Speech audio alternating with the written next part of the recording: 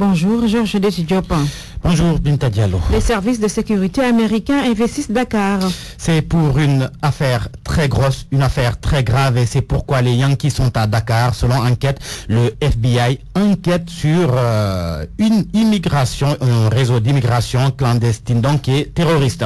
La traque a déjà commencé et c'est ce qui a éveillé les soupçons. L'arrestation sur le sol américain de 2 ressortissants sri-lankais qui étaient partis de Dakar. Leur interrogatoire a permis de débusquer une cellule terroriste. Les Sri-Lankais, dont l'un aurait voyagé avec un nom et prénom sénégalais, selon enquête, ont avoué appartenir à un réseau terroriste. Les agents du FBI à Dakar veulent y voir plus clair et ça commence à trembler.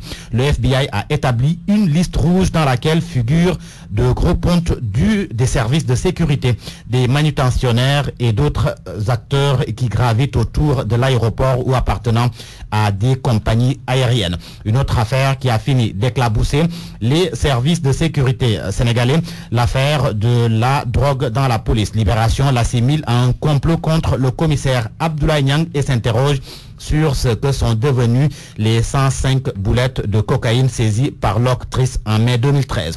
Le commissaire Keïta ne les a jamais présentées lors de la cérémonie d'incinération. C'est ce même commissaire Keïta, le bourreau du commissaire Niang, aujourd'hui blanchi. Libération se pose alors plusieurs questions. Le commissaire Keïta, un accusateur qui a fait perdre à Niang son poste et lui a fait subir un lynchage soutenu. Et personne, même Keïta, ne paye pour tout ce mal. Et Medzo Diatta a mal. Le chanteur et producteur de la série Dinamaner est dans de beaux draps. Il est placé sous mandat de dépôt pour corruption d'un agent de police en faction. Selon l'Obs, il est en prison. Ce que confirme le Populaire, car selon mon confrère, le producteur de Dinamaner tentait de corrompre un policier qui n'est pas l'agent Faye de la série qui inspire le Populaire dans sa titraille. Medzo Diatta confond Dinamaner et réalité. La réalité, c'est que le Conseil constitutionnel a débouté Karim Wade et ses avocats. Le Conseil constitutionnel qui a fait une pierre, 2 coups, confirmé d'abord la légalité de la CRI, la Cour de répression de l'enrichissement illicite, et rectifié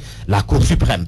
Le quotidien l'a compris et affirme que le Conseil constitutionnel assène ses vérités à la plus haute juridiction. Donc pour le quotidien, il s'agit d'un suprême cour des sages. Un rappel à l'ordre car la Cour suprême, selon le quotidien, donc, a empiété sur la compétence du Conseil constitutionnel. Le Conseil constitutionnel qui provoque le courroux des avocats de Karim Wade, très présent dans la presse du jour.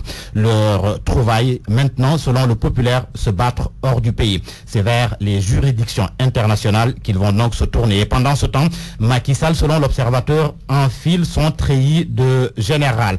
Objectif, mettre en œuvre le PSE, le plan Sénégal émergent. L'Observateur qui explique pourquoi le président a taxé les Sénégalais de tricheurs. L'Obs également nous apprend que les RG ont débusqué des ministres laxistes. Macky Sall qui est sur un autre terrain, celui de la violence dans son parti politique. C'est pourquoi la titre à sa une, Macky Sall va siffler la fin de la récréation. Un secrétariat exécutif national et une réunion du directoire sont convoqués prochainement pour remettre de l'ordre au sein de l'Alliance pour la République. Et pour ce qui est des journaux sportifs, il s'intéresse aujourd'hui au match que les Lions vont jouer contre le Mali.